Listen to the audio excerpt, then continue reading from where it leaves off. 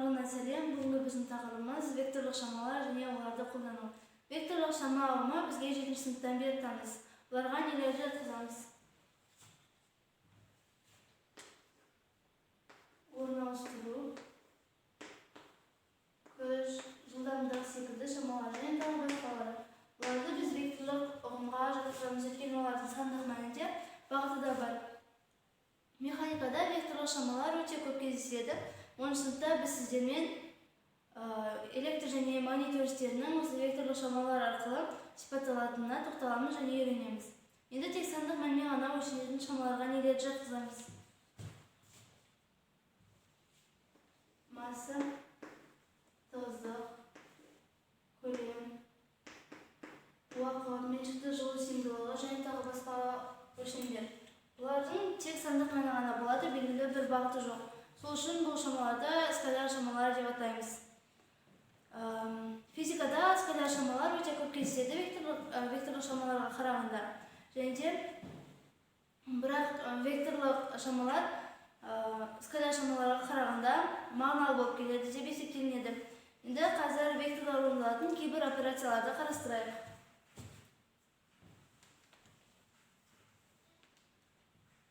Бірінші операция векторлық скалярлық көбейту.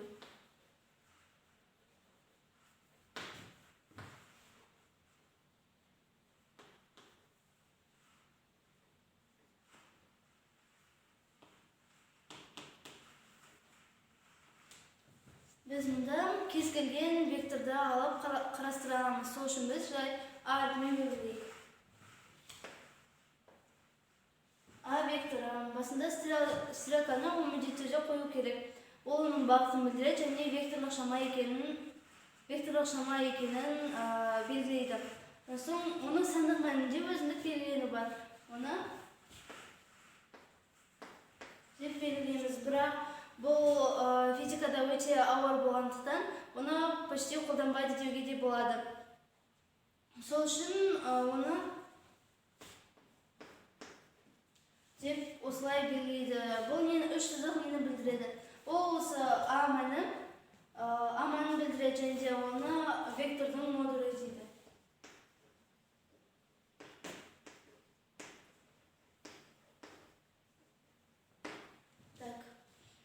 Енді оны көбейту. Мысалы кез келген бір Б векторын алайық. Және скалярлық бір шаманы алайық.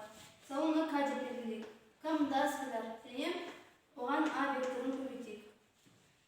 Осыны көбейткен кезде оның бірінші бағытын және де модулін анықтау керек. Бірінші оның модулін анықтайық.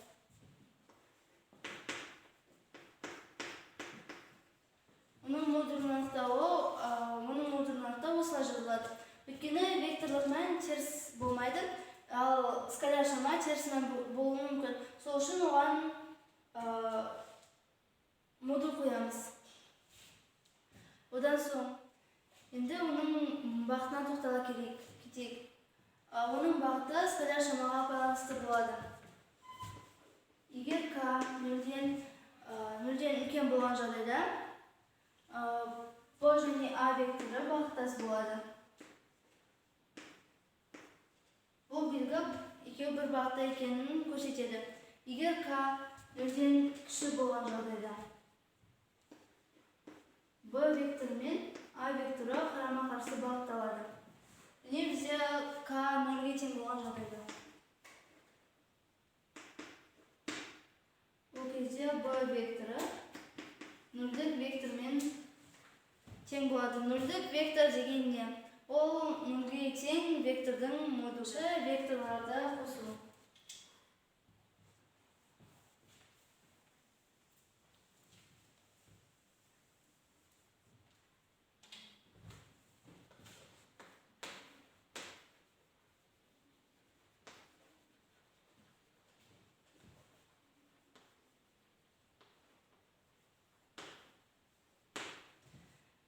Векторларды қосқан кезде бізге түсініктірек болу үшін оның сызбасын сызамыз. А векторы және мұнда Б векторы.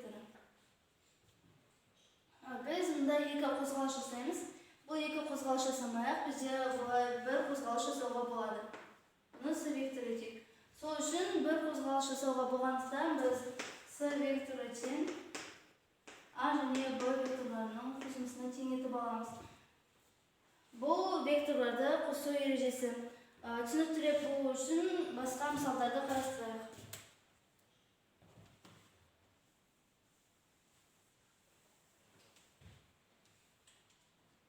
Кеңістікте кез келген бір екі вектор аламыз.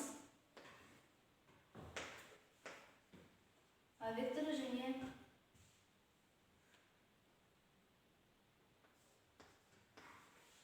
Б векторы. Бұлардың қосындысын табу үшін не істеуіміз керек? Қосындысын табу үшін біз А векторын параллель көшіруіміз керек біз Б векторына. Яғни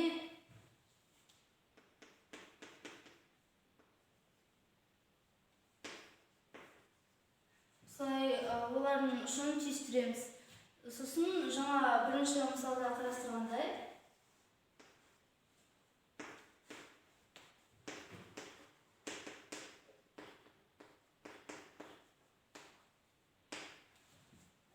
осылай бізде векторларды қосу ережесі болады. Бұны үшбұрыштар ережесі деп атайды. Енді параллелограмм ережесін қарастырайық.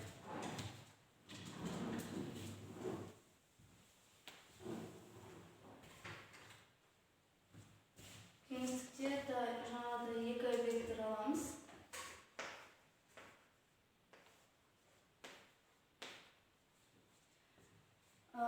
Бұларды қосу үшін параллелограмм ережесі бойынша екі вектордан параллель түзулер жүргіземіз. Бұға параллель және аға параллель. Және бағыттарын саламыз. Және мұндан диагональ сызамыз. Бұны с векторы дейік.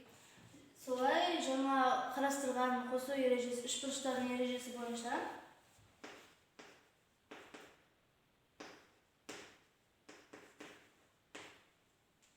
солай параллелограмм ережесі шығарылады. Параллелограмм ережесі бойынша шығарылады. Енді үшіншісі векторларды азайту.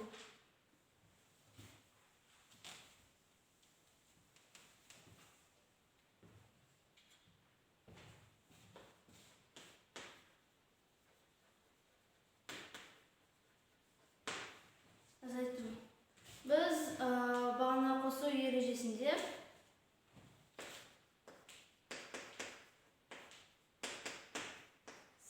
осылай жазған болатынбыз. Енді осы тура солай.